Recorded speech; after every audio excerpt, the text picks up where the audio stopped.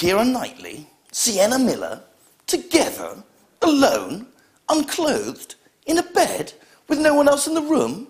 Surely not. Surely yes. It's the edge of love.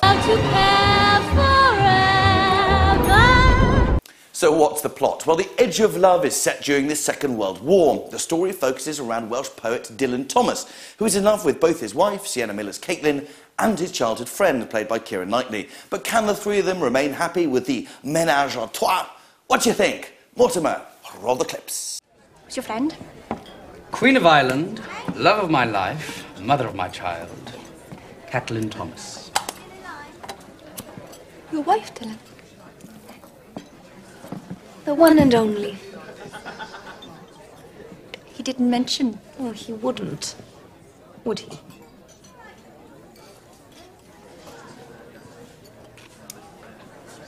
You made that, didn't you? I might like you. Then again, I might not. I'll await your decision, shall I?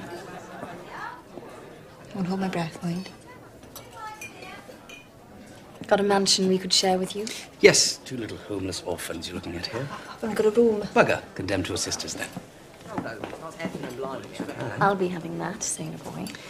Needn't let... Small matter of a wife. I've never been a man for beating around the proverbial bush. Films about Welsh poets are not on the top of my must-watch list. They're up there with stories about Tuscan Sheep Herders, Bolivian tin miners, or Australian plumber conventions. G'day, mate. So what on earth possessed me to spend time reviewing The Edge of Love? Well, I could tell you that I'm a huge fan of Dylan Thomas's work, that his tight, compressed, literal style struck a chord of mutual understanding within me, that his celebrated villanelle, do not go gentle into that good night, became a metaphor for my modus operandi. The truth of the matter is that I watched this film because I was told that Sienna Miller and Keira Knightley get it on with each other. I know it's plural, and I know it's not the kind of low-rent behaviour you'd expect from me. But I need to be honest with you, my friends. So, you could only imagine my disappointment when I sat and watched and waited and watched and waited for the English roses to do something, even just a little bit unseemly together. But do you know what? Nothing to do with love. They don't.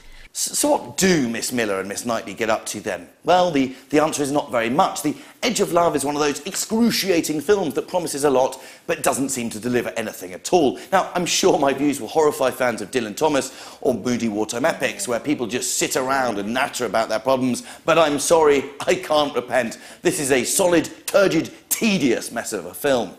Before I receive hate mail from the Miller-Knightley fan club, I do want to say that they both give delicate, nuanced performances as two women in love with the same man, and their Welsh accents are simply marvellous, darling. And equally, Matthew Rhys gives a polished turn as the drunken, amoral Dylan Thomas.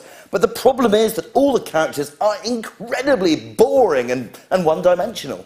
As a result, I encourage you to do something a little bit more fun in your lives this evening. Forget renting a DVD or, God forbid, The Edge of Love. Go forth and take salsa classes, or go and learn how to arrange dried flowers, or maybe go and build that life-size plasticine model of the Millennium Falcon you've always meant to. Seize the day, my friends, and rage against the dying of the light. 1 star. And finally, it's time for Piggy Snacks.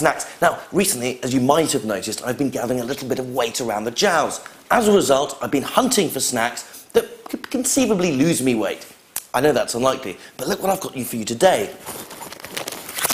It's called a Fitness. It's made by Nestle, and it's only 90 calories. Now, that's music to my fat ears. Let's go and have a taste inspection of this bar. Will it deliver anything other than an excuse for fat people to eat it? What we've got here, instantly, is a satisfying texture. We've got a sort of granary cereal element going on here, and then a nice little kick of chocolate at the back end.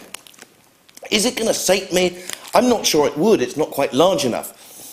But would I put a little plug in those hunger pains in the mid-morning or the late afternoon when a piggy such as myself could go in search of far greater food products? Well, maybe. And on that basis, I give it 3 stars. It's not a taste sensation.